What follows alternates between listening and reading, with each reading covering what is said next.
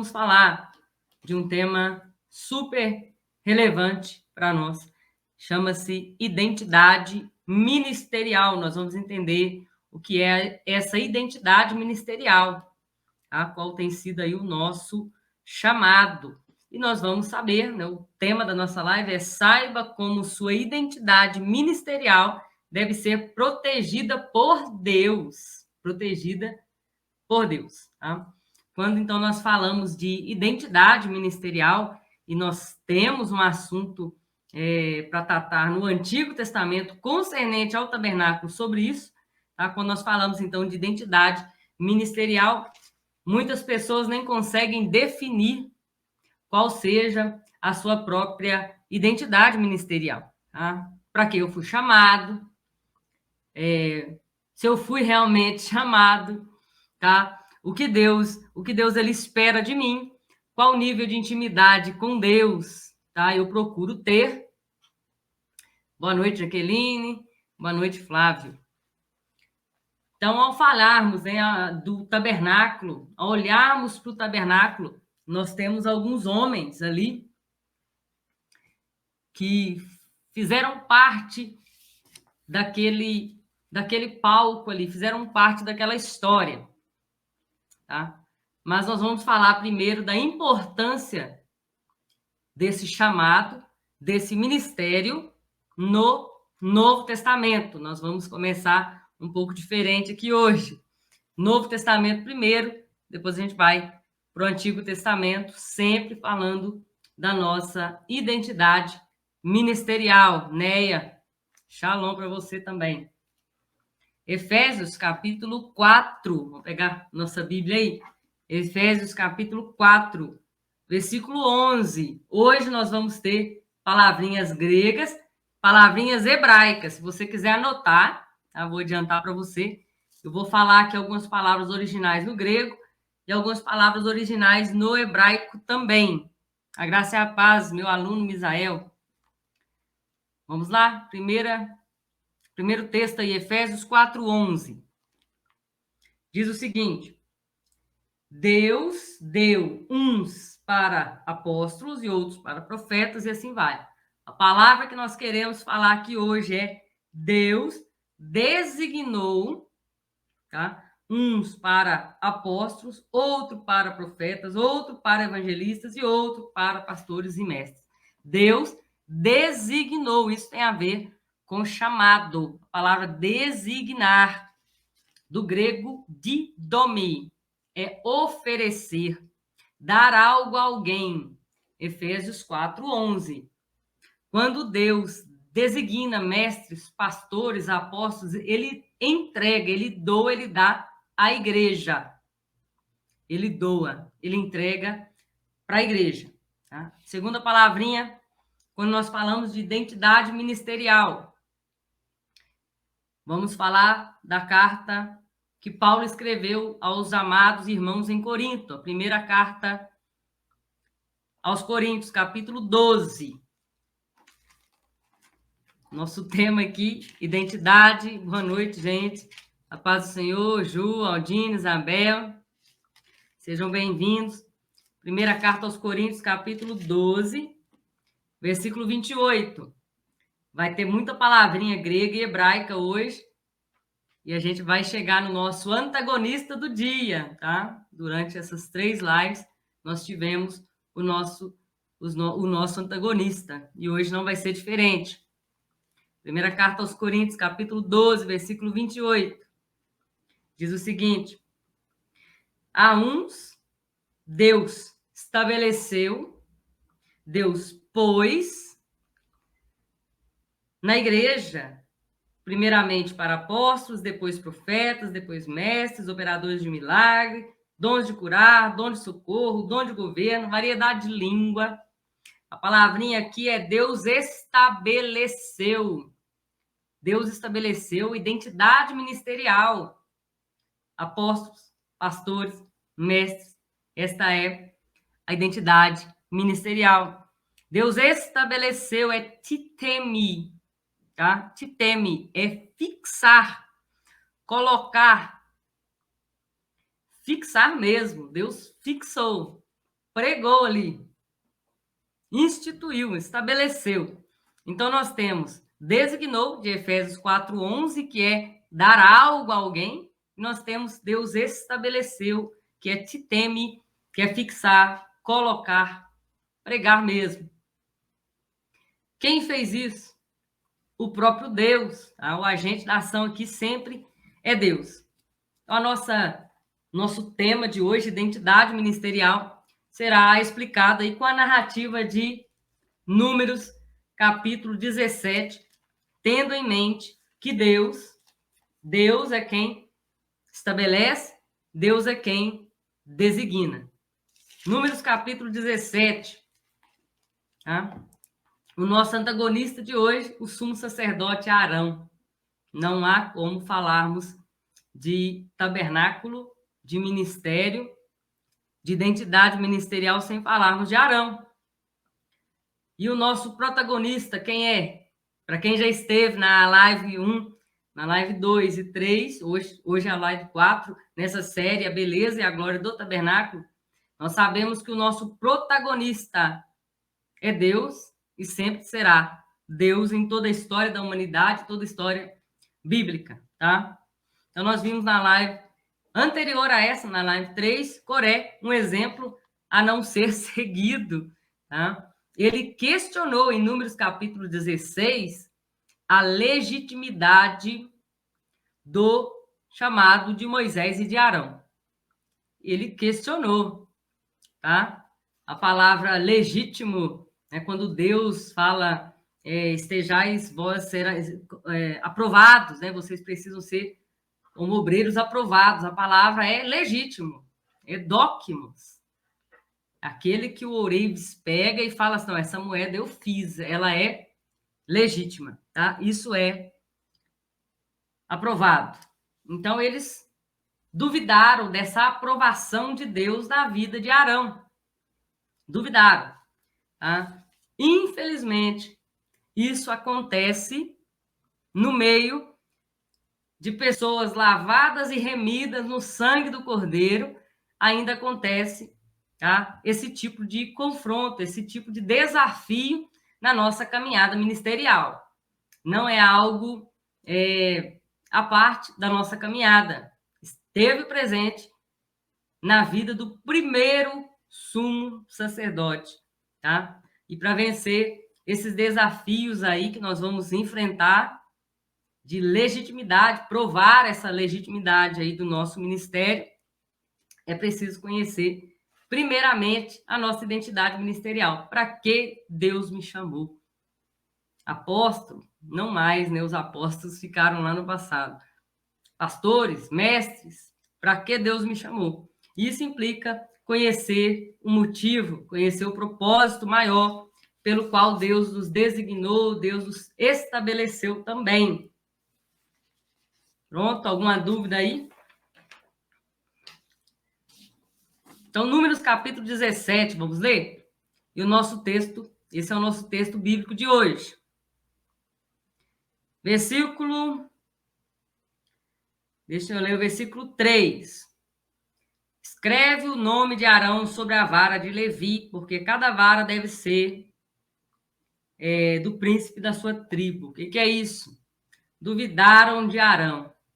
E aí Deus diz o seguinte: cada príncipe de uma tribo de Israel, das 12 tribos, peguem o seu cajado e escreva nele o nome da sua tribo e tragam, e nós vamos colocar no chão, nós vamos colocar diante da Arca da Aliança, e Arão também, lembrando que a tribo de Levi é a 13ª tribo, tá? A tribo de Levi também coloque lá a sua vara. E Arão, pegue a sua vara e coloque lá. De repente, o que vai acontecer? Versículo 5, Números 17. E a vara daquele que eu escolher, diz o Senhor, daquele que eu estabelecer, daquele que eu designar, brotará uma vara seca, ressequida, colhida, colocada para secar no sol, secou-se toda a sua água, não há mais vida nela mesma. De repente, Deus diz: coloque diante da arca e ela brotará. E assim vou silenciar as murmurações dos filhos de Israel, que esse é o motivo maior. Silenciar as murmurações do povo. Então, no dia seguinte, versículo 8, Números 17, versículo 8. No dia seguinte, Moisés entrou na tenda do testemunho, e eis que a vara de Arão, da casa de Levi, havia germinado, tinha produzido brotos, floresceu e ainda produziu amêndoas. Olha que tremendo. Então, era uma vara de amendoeira, certo? Uma vara de amendoeira, e nós vamos conectar, daqui a pouquinho nós vamos conectar esse texto com Jeremias, capítulo 1, a vara de amendoeira que ele viu. Então, sabemos, então, pela narrativa que nós acabamos de ler, que Arão tinha plena certeza do seu chamado, plena certeza da sua identidade ministerial em Deus. Ele sabia quais funções Deus havia chamado para fazer ali dentro da comunidade. Ele tinha certeza daquilo que Deus havia colocado na sua mão. Muitas pessoas pensam que aquele cajado que as pessoas usavam para andar ali, usavam para pastorear também, aquele cajado de Arão não tem nada a ver com a saída do povo, e tem, tá?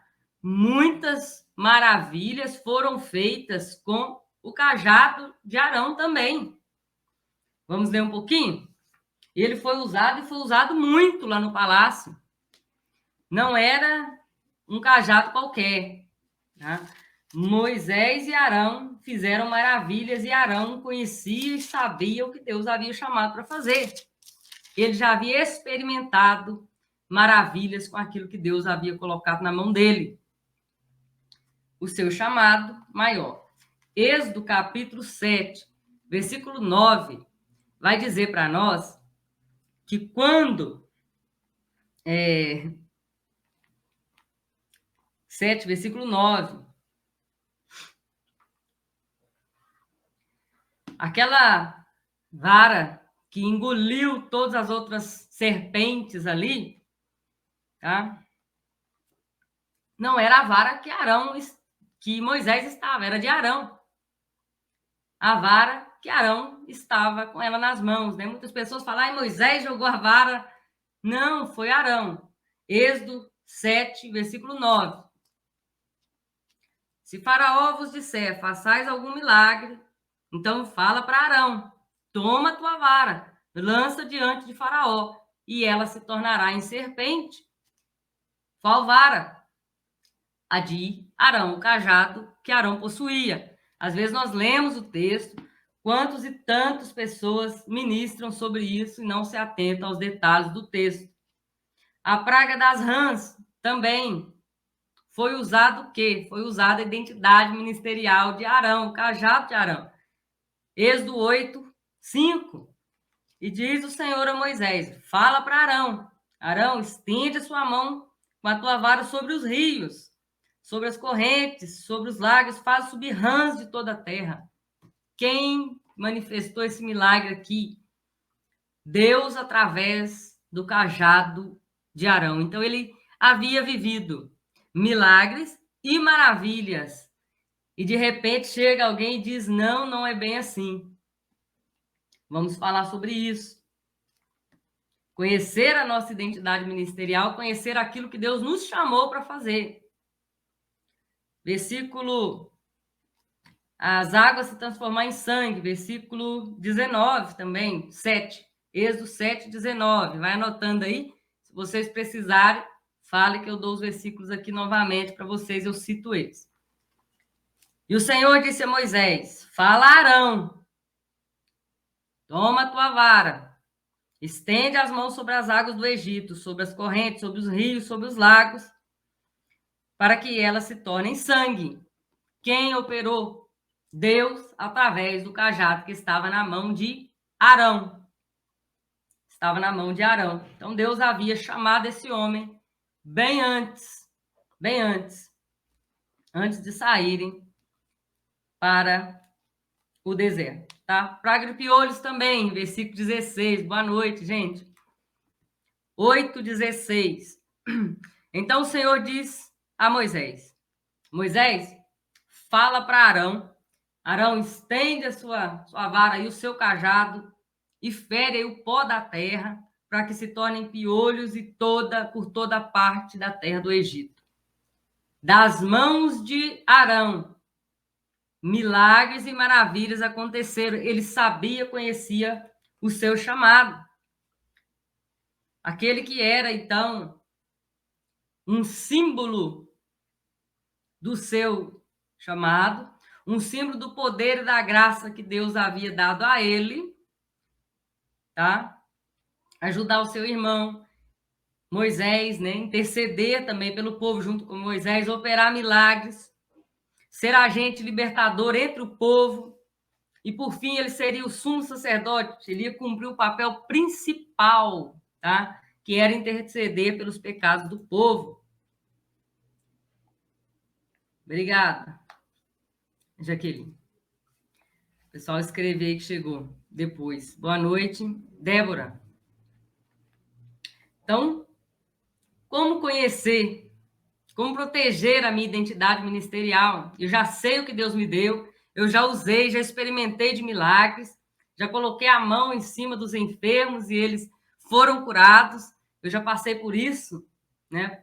Pela graça maravilhosa de Deus, quando eu estava ainda morando nos Estados Unidos, eu tinha uma patroa, ela depois se tornou uma das testemunhas do meu casamento, e ela teve, vou contar aqui um pequeno testemunho para vocês, para acrescentar a fé de vocês. E ela veio passear no Brasil, na época, eu estava lá ainda morando, fiquei cuidando das coisas lá para ela. Quando ela chegou diferente. E eu falei para ela, olha, você está grávida, está muito bonita, está com o rosto radiante. Passando os dias, ela fez o teste e realmente estava grávida. Mas as coisas não andaram muito bem. Quando ela fez o primeiro ultrassom, fez o exame de sangue, não estava nada bem, não tinha nada. Ela mostrou para mim, não tinha nada dentro daquele útero, era um saco vazio. Quanta tristeza, quanta dor, os hormônios não estavam suficientes para ser uma gravidez, então eles disseram, olha, a gente vai fazer uma coleta e acabou, reinicia a sua vida. Vai ser tirado isso aí do seu corpo, está te fazendo mal. Até aí tudo bem. E eu fui para a igreja, numa terça-feira de oração, orando pela vida dela, estava muito triste, ela estava muito triste, né? Estava esperando um filho, de repente, não é nada. Boa noite, Rosimeire. E Deus pediu que eu intercedesse, veio uma irmã, nem lembro quem, né? E ela falou, não ore pelo casal, ore pela família. Falei, Jesus, misericórdia, que família, é um casal, não tem criança mais, nem tinha criança. E eu, pela fé, cheguei no outro dia, falei com ela, olha, Deus falou comigo que é uma família e você está grávida. Ela falou, não, daqui 3 dias nós vamos tirar tudo e vocês crentes são loucos, não tem nada. E mostrava o exame. O marido dela chegou a dizer para mim, para de falar isso com ela, já era o último dia, o terceiro dia, assim, para de falar com ela para não fazer a curetagem, parece que chama o nome. Ela não está grávida. Isso, o Deus de vocês é um conto de carochinha. E eu falei, não, o Deus que eu sirvo não é um conto de carochinha. E se você fizer o que o médico disse, você vai estar abortando sua filha, o seu filho, na verdade, eu não sabia o que era. De repente, ela me liga no médico. Luciana, eu preciso ir na sua casa. Chegou lá, sentou chorando. Ela falou assim, eu vi perfeitamente o meu filho lá mexendo dentro da barriga. Eu tinha um bebê. E esse bebê milagrosamente apareceu. O médico usou essa expressão. Milagrosamente apareceu. Então, Deus usou a vida da irmã lá na oração, usou a minha vida como canal de bênção para que essa criança nascesse, né? Essa criança se chama Gabriela, é uma linda menina, tá? Gabriela. E toda vez que nós conversamos, ela fala desse milagre que Deus fez na vida dela. Deus ainda opera e faz milagres. Então, a nossa identidade ministerial é aprovada por aquilo que Deus nos permite fazer na vida de outros também. Né? Símbolo do nosso chamado, tá? Símbolo do nosso chamado. Então, como nós vamos proteger essa nossa identidade ministerial? Algumas pessoas têm uma preocupação muito grande de dizer, olha, irmã, qual ministério a irmã é? A irmã é pastora? Eu não sou pastora, né? Assim, não tenho uma igreja, tá? Eu congrego na igreja aqui do pastor Robson, pastora Aparecida aqui na minha cidade, mas não sou pastora. Eu sou teóloga formada, bacharel em teologia pastoral. Amém. Primeiro ponto, então, como proteger a nossa identidade ministerial é conhecer o nosso chamado, tá? Conhecer quais são os nossos dons, quais são as nossas aptidões, o que eu sei fazer. Quando Pedro e Jesus estavam andando lá pela cidade, de repente precisaram pagar imposto. E Jesus falou com Pedro, Pedro, vai pescar. Lá na boca do peixe tem a moeda que nós precisamos. Pedro era pescador e Jesus falou com ele assim, vai pescar. Deus usa as aptidões, os dons que ele mesmo colocou em nós. Por exemplo, Deus nunca iria pedir que eu gravasse um CD. Sai fora de todo o dom e aptidão que Deus me deu. Eu não sei cantar, não tenho entoação. Então, o primeiro ponto é conhecer o nosso chamado. O segundo ponto aqui é lembrar-se de que o chamado de Deus é de Deus, que Ele é o protagonista de toda a história e que Deus também pode encerrar esse chamado se Ele estiver nos planos dele. Até aqui. Ah, mas como assim? Um exemplo bíblico. Tá lá em Lucas, capítulo 7, versículo 19, quando João Batista manda os seus discípulos perguntarem para Jesus, és tu aquele que havia de vir ou nós devemos esperar outro?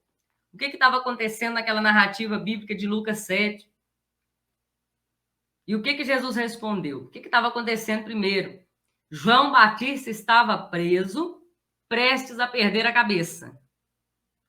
Não estava mais ali no Jordão batizando, não estava pregando, nada. Tá? De repente, ele fica titubeado ali com a questão de é esse mesmo o Messias ou não? Será que o Messias me deixaria morrer assim? Começou a surgir aí algumas dúvidas.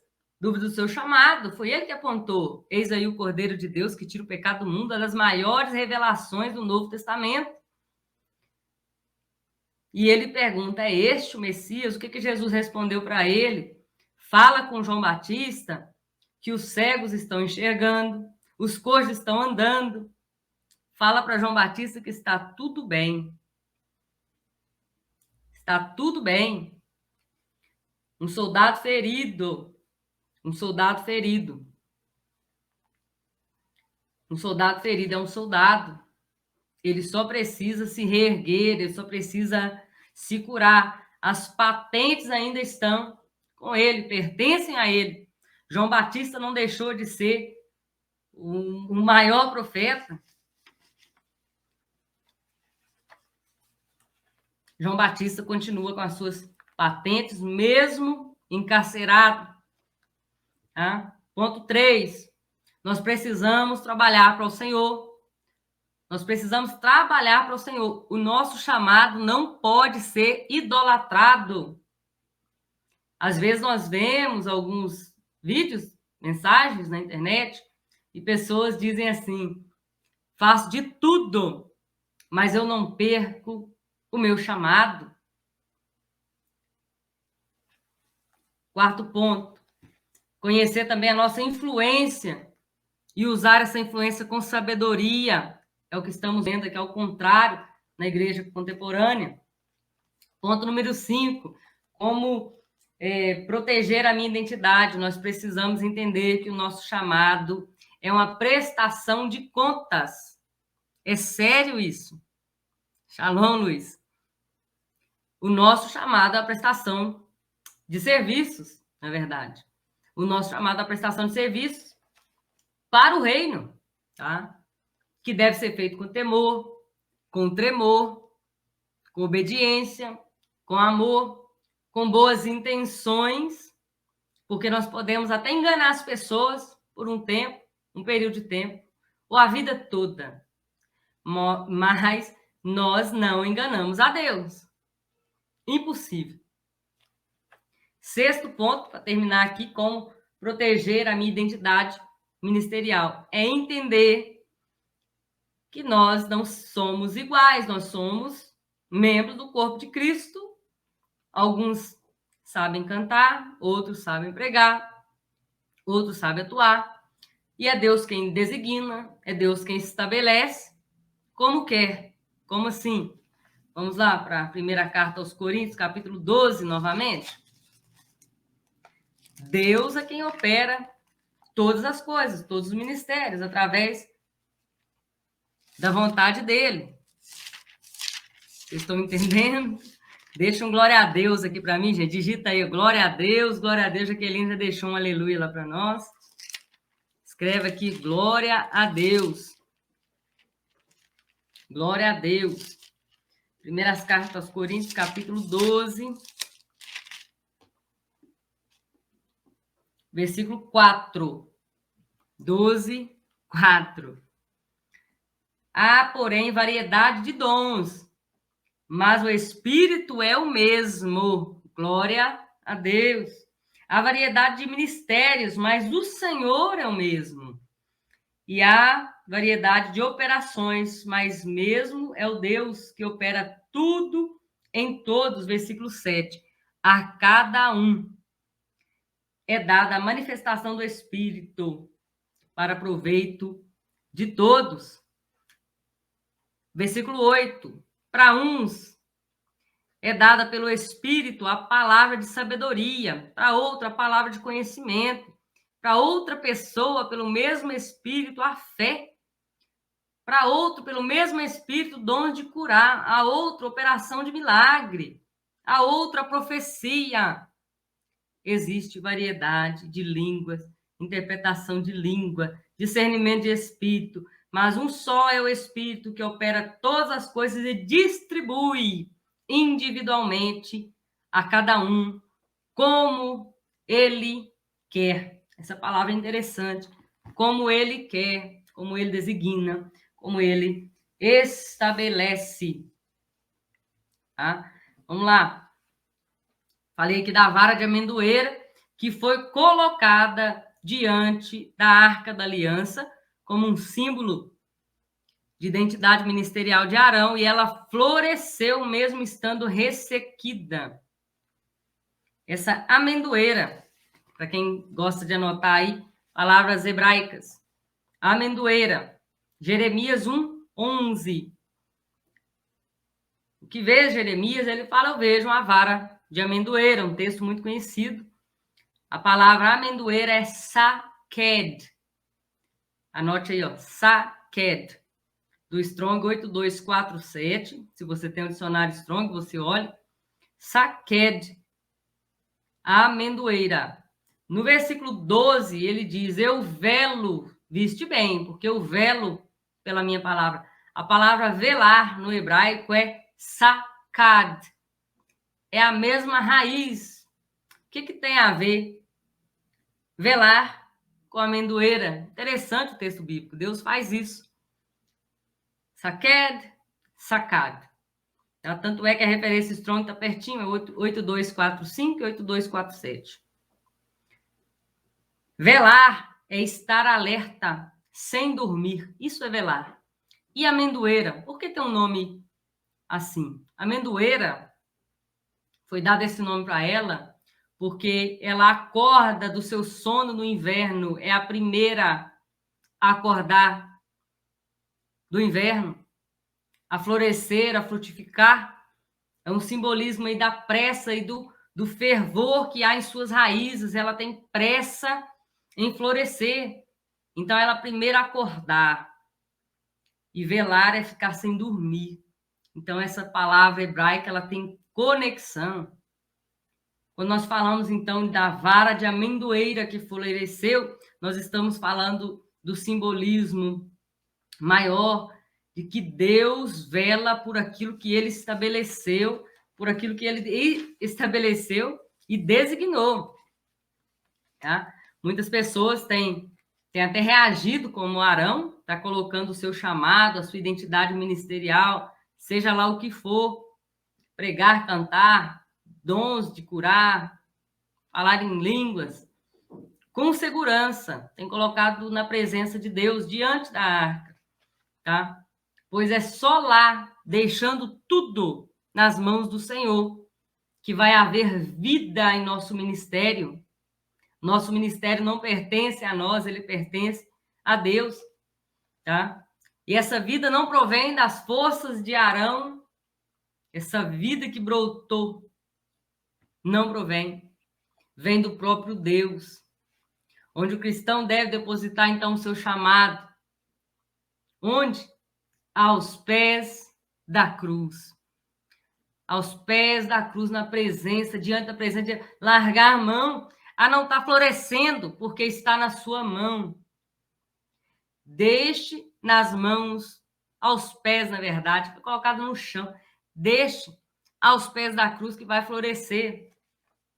Diante da arca de Deus no tabernáculo, aconteceu o impossível, uma vara ressequida florescer.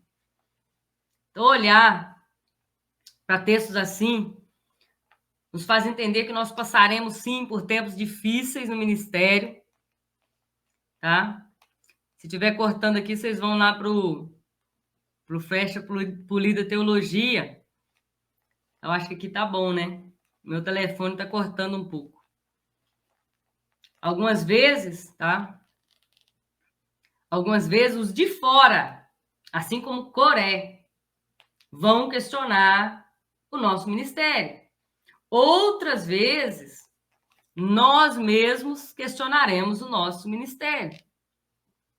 Deixa eu tentar resolver aqui com o pessoal aqui.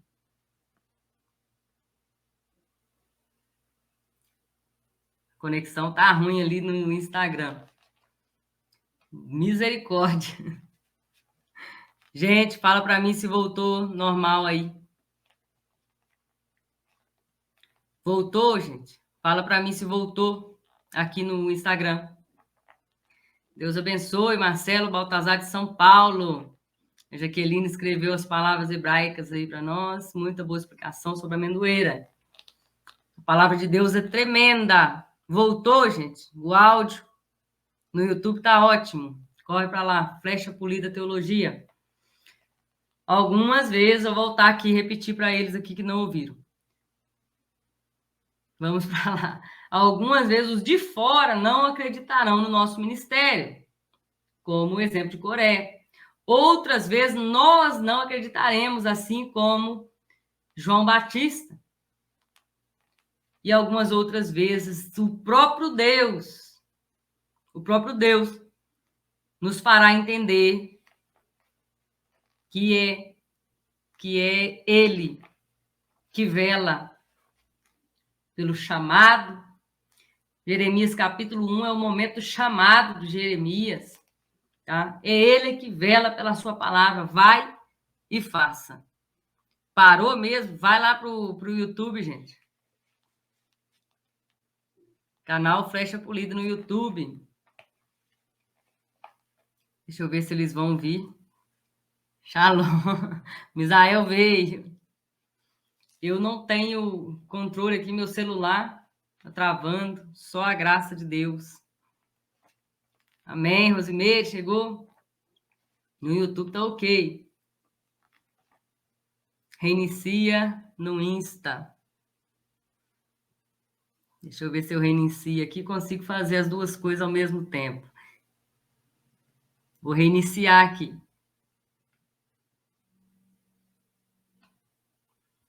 Aqui está bom. Enquanto isso, deixa aqui um glória a Deus, um aleluia aqui nos comentários aí. Estamos finalizando aqui. A internet à noite aqui é uma bênção de Deus.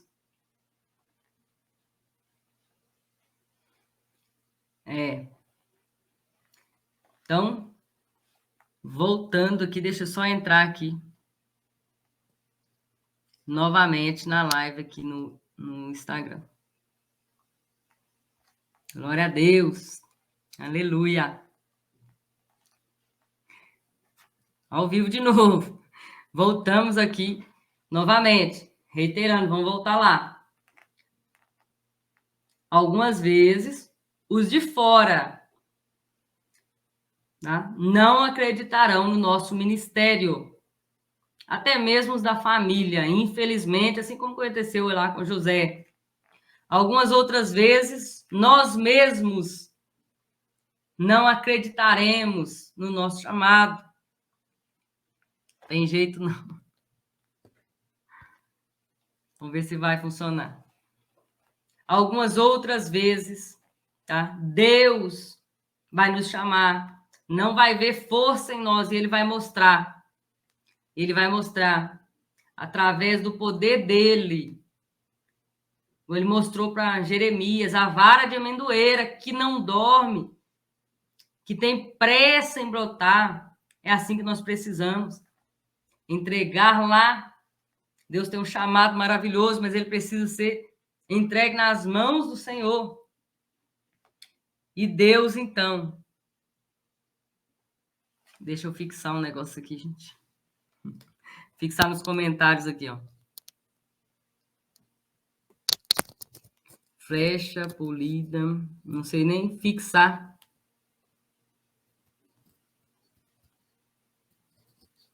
Fixar aqui no comentário.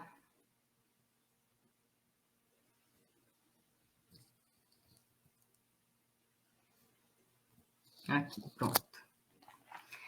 Jaqueline, às vezes o chamado está evidenciado, mas a gente quer que o outro fale. Parabéns pelos conteúdos, Sidney, Isael. Obrigada, glória a Deus aqui.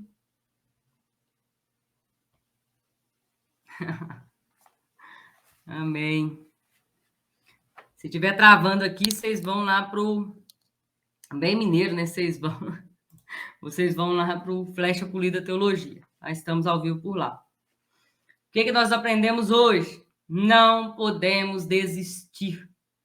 Há um caminho de vida, mesmo que esteja ressequido, há um caminho de vida.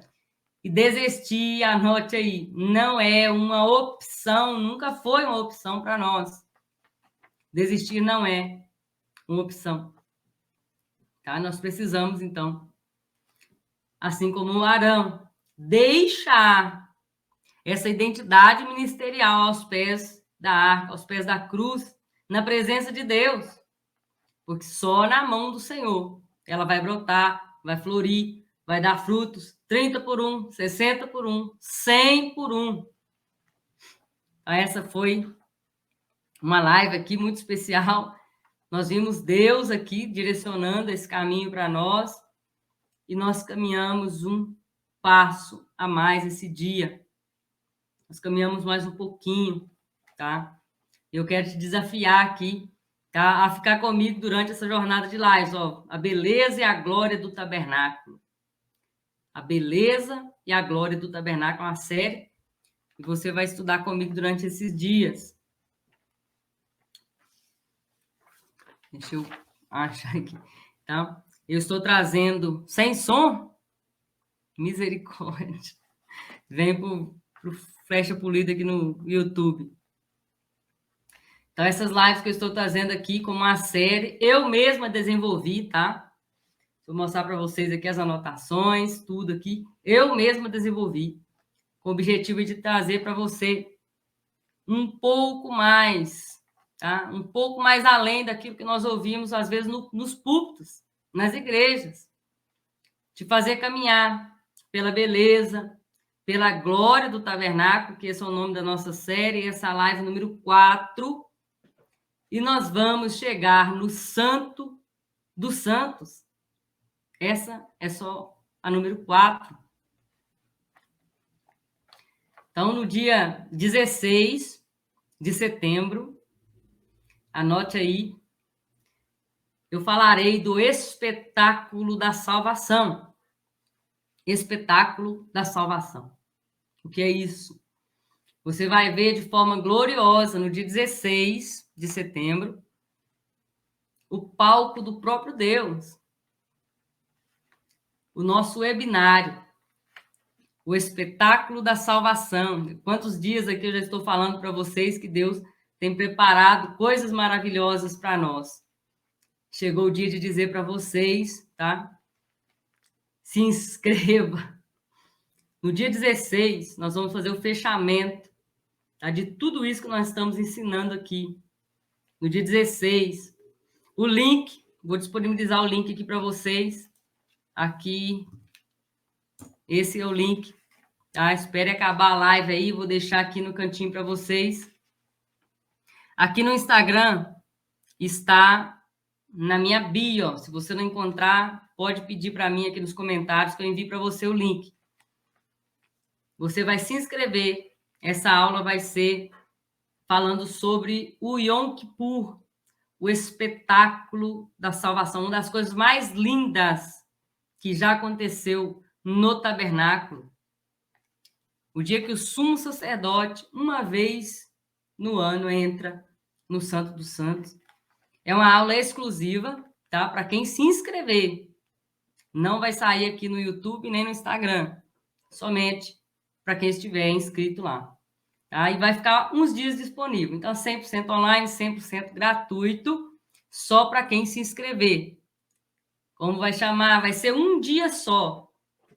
Vai se chamar o espetáculo da salvação. É um tema que Deus fez arder no nosso coração.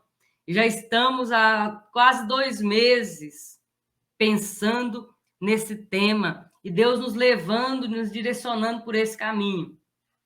Então, eu conto com vocês, está participando junto comigo. E as nossas lives? Vamos continuar com as nossas lives, segunda, quarta e sexta, nessa semana. E segunda, terça e quarta, na próxima semana. Com o fechamento no dia 16, com o espetáculo da salvação.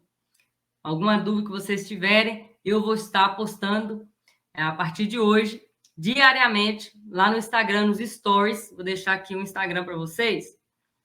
Esse aqui, ó, o meu IG, Luciana Mais Hebraico. Lá, todo dia, eu posto stories e eu vou deixar para você lá como participar, para você não se perder de jeito nenhum, tá? A beleza e a glória do tabernáculo. Nós vamos te levar para o espetáculo da salvação. Eu espero você lá e aguardo você quarta-feira comigo, mais um tema maravilhoso. Se você também não conhece, não viu ainda o nosso tema, nós temos todos os temas lá no Instagram também, eu já postei a nossa agenda com os temas desse mês. Que Deus te abençoe, rica e abundantemente. Até quarta-feira, se Deus assim nos permitir.